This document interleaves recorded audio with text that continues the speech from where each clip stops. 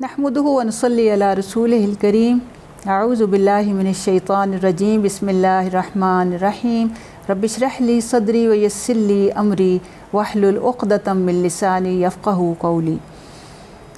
हम इस्लाम के दूसरे अहम रुकन नमाज के बारे में सीख रहे हैं।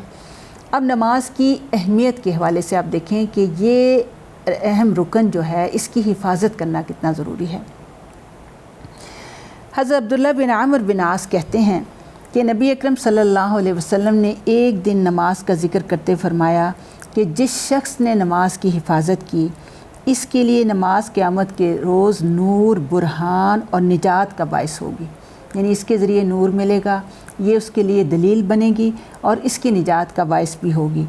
और जिसने नमाज की हिफाजत ना की इसके लिए ना नूर होगा, ना बुरहान और ना ही निजात। नीज़ क़यामत के रोज़ इसका अंजाम क़ारून, फ़िरऔन, हामान और उबई बिन खल्फ़ के साथ होगा। ये बहुत शदीद किस्म की वईद है और इससे नमाज की अहमियत पता चलती है कि बेनमाजी का अंजाम किसके साथ होगा? क़ारून। क़ारून वो है जिसने तकब्बुर किया, अपनी दौलत पे गुरूर किया, इंतहा दर्जे का कंजूस आदमी था, लेकिन उसकी वजह से क्या हुआ कि अल्लाह ने उसके ख़जाने समेत, और वो रिश्तेदारों का हक़ भी नहीं अदा करता था, तो ख़जाने समेत उसको ज़मीन में धंसा दिया और वो क़यामत तक धंस रहा है। अभी तक यानी वो धंस रहा है, किस कदर शदीद अज़ियत में वो मुब्तला है।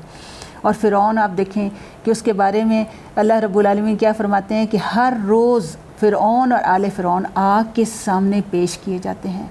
तो अल्लाह ना करे कि अगर हम नमाज नहीं पढ़ते तो हमारा अंजाम भी कहीं फ़िरऔन के साथ ना हो।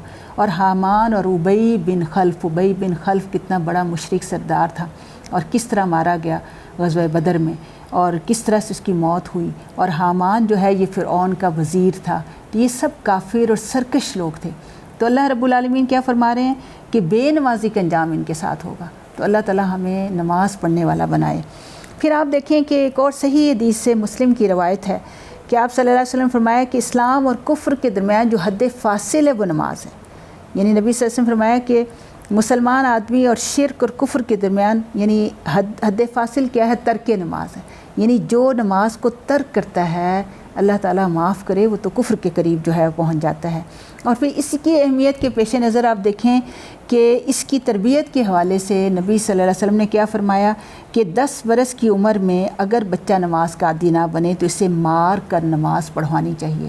हालांकि आप सल्लल्लाहु अलैहि वसल्लम कितने शफ़ीक़ और रहीम थे, किसी को मारते नहीं थे, डांटते नहीं थे। लेकिन नमाज की अहमियत हमें पता चलती है कि ये ऐसा फ़र्ज़ है कि जिसके बारे में आपने क्या कहा कि हज़रत अमर अपने बाप शुएब से, शुएब अपने दादा अब्दुल्ला बिन आमिर बिन आस से रवायत करते हैं कि रसूलुल्लाह सल्लल्लाहु अलैहि वसल्लम ने फरमाया कि जब तुम्हारे बच्चे 7 बरस के हो जाएं तो इन्हें नमाज़ पढ़ने का हुक्म दो। यानी उस वक्त हुक्म का है। 7 बरस के बच्चे को तो हम कभी उठाते भी नहीं हैं नमाज के लिए। आप देखें कि नबी सल्लल्लाहु अलैहि वसल्लम ने फरमाया कि हुक्म दो उसको कि वो नमाज़ पढ़े। और जब 10 बरस के हो जाएं और नमाज बाकायदगी से ना पढ़ें, यानी 10 बरस का बच्चा भी बालिग नहीं होता, तो नमाज़ पढ़ाने के लिए इन्हें मारो। और नीज़ 10 बरस की उम्र के बच्चों को अलग-अलग बिस्तरों पर भी सुलाओ। तो इससे फिर हमें नमाज की अहमियत पता चलती है। और इस तरीके से हमने अपने बच्चों की ट्रेनिंग करनी है ताकि बचपन से, जब बुलूगत से पहले उन्हें इसकी आदत होगी तो बालिग होने के बाद फिर वो कभी भी नमाज को जो है वो नहीं छोड़ेंगे। अल्लाह ताला हमें और हमारे बच्चों को नमाज़ पढ़ने वाला बनाए। और फिर देखिए कि सिर्फ़ असर की नमाज का फ़ौत हो जाना ऐसा है जैसे किसी का माल और अहलो अयाल लुट जाए।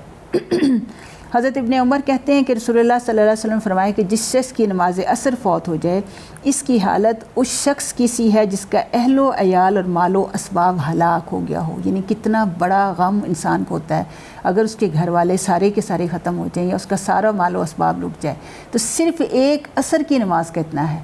और जो बंदा 5 नमाज़ें नहीं पढ़ता तो फिर उसका अंजाम देखें क्या होगा।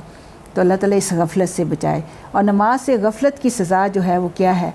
हज़रत सुमरा बिन जंदब रदियल्लाहु अन्हु ख्वाब की हदीस में रसूलुल्लाह सल्लल्लाहु अलैहि वसल्लम से रवायत करते हैं कि आप सल्लल्लाहु अलैहि वसल्लम फरमाया कि जो शख्स कुरान याद करके भुला देता है और फ़र्ज़ नमाज पढ़े बग़ैर सो जाता है इसका सर पत्थर से कुचला जा रहा था। یعنی آپ صلی اللہ علیہ وسلم جب معراج کے موقع پر گئے اور آپ کو مختلف اعمال کی سزائیں جو ہیں بتائی گئیں، تو اس میں یہ سزا تھی کہ جو شخص فرض نماز پڑھے بغیر سو جاتا ہے، آپ نے دیکھا کہ اس کا سر جو تھا وہ پتھر سے کچلا جا رہا تھا، استغفر اللہ۔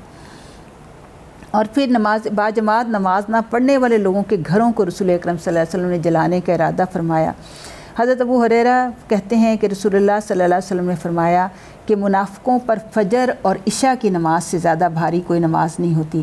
اگر انہیں پتہ چل جائے کہ دونوں نمازوں کا ثواب کتنا زیادہ ہے تو ان دونوں نمازوں میں وہ ضرور آتے، خواہ وہ گھٹنوں کے بل ہی آنا پڑتا۔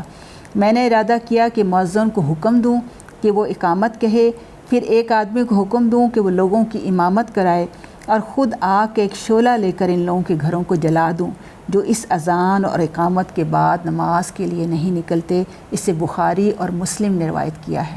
تو اس سے بھی پھر دیکھیں کہ نماز کی اہمیت کا جو ہے ہمیں پتہ چلتا ہے۔ اور پھر یہ کہ خلاف سنت ادا کی گئی نماز قیامت کے روز ناکامی اور نامرادی کا باعث بنے گی۔